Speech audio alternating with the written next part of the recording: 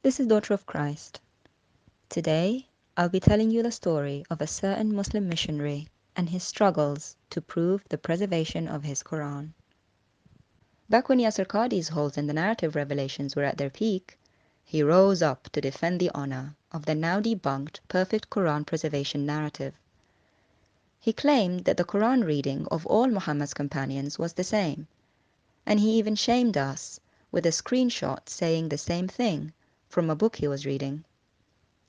When we asked for a reference for this statement, he was so confident in the book he was reading that he provided the reference from the footnote of the page. Here, he even types in the chat for more clarity. The reference is from Al-Suyuti's book, Al-Itqan fi Ulum al-Quran, Volume 1, page 177. We were so impressed by this valiant show of evidence, since we rarely get Muslims quoting specific references with volume and page, that we had to honor and check that reference. He also kept pushing us with messages flaunting the big name of Suyuti that is lending proof to his statement. And here is what we found. Al-Suyuti, Al-Itqan fi Ulum al-Quran, Volume 1, page 177. It was actually a chapter talking about how the companions disagreed over the last verse of the Quran. During the time of Abu Bakr, some claimed it was Surah 2 verse 281, while Ubay said it was Surah 9 verse 128 and 129. So the reference given by Abbas to show how the companions agreed showed their actual disagreement on the Quran. We could not believe this irony, and we presented this evidence to Abbas in a stream called Abbas's Swiss Cheese Party, showing him that the reference he gave proved the opposite of his statement. Then came the excuse that the Suyuti's book may have been a different edition. Okay. Yeah.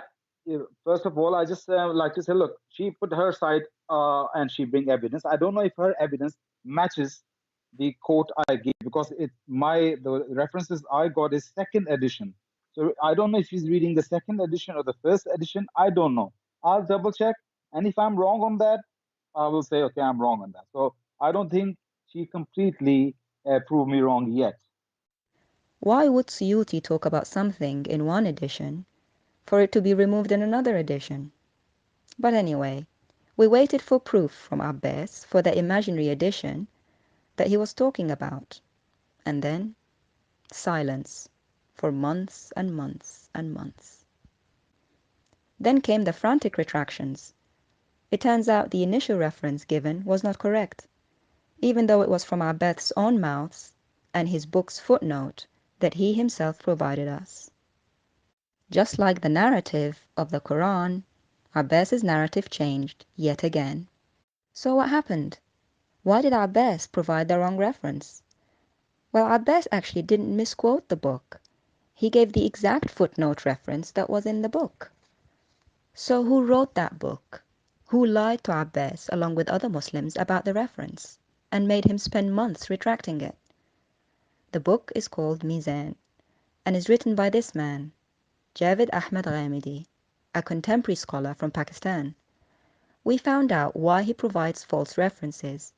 He's well known among his own peers to be unscrupulous, and even received death threats for unacceptable interpretations of Islam, and has even been chased away from Pakistan into exile for this.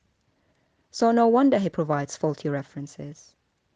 So why then do Muslim missionaries who have discovered his lies and have suffered because of them still call him the best scholar of Islam? No wonder they keep making false statements and keep retracting them. Now the new narrative is that it's another reference and yet another bold statement. According to Abbas, a person called Al-Sulami learned the Quran from Uthman and Ibn Mas'ud, who then gave it to Asim, who then gave it to Hafs, where we get the Hafs Quran today.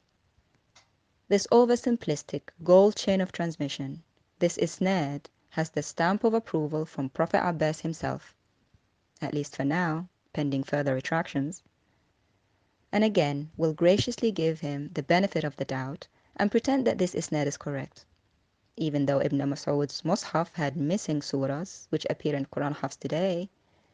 But what if the simple isnad is the solution to the Quran's doubtful narrative?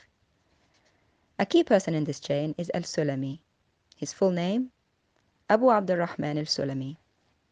According to Abbas, he recited the same Quran as the Hafs Quran Muslims recite today.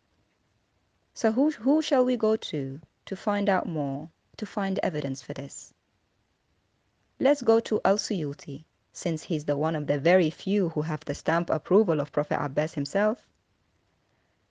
In Suyuti's book, Ad-Durr al-Mansur, volume 15, page 814 to 815, it was narrated that Abu Abdurrahman al-Sulami used to read to Muslims verses, here in the blue, that do not appear in the Hafs Quran today. Al-Sulami claimed that Ibn Mas'ud and the Prophet used to recite those verses. Any Muslim who can read Arabic, have a look at the verses in the blue box. They say, "O Allah, we seek help and forgiveness from you. We praise you. We don't disbelieve in you. We believe in you. We disown and leave whoever denies you. We worship you. We pray and prostrate to you, and seek you earnestly. We hope for your mercy and fear your torture. Your torture will befall the disbelievers."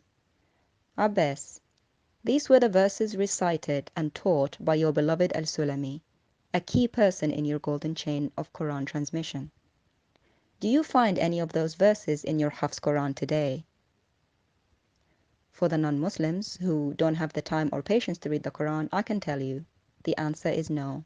Those verses do not appear in the modern Hafs Quran today. So how can we trust this chain you speak of, with this information from the very scholar you approved?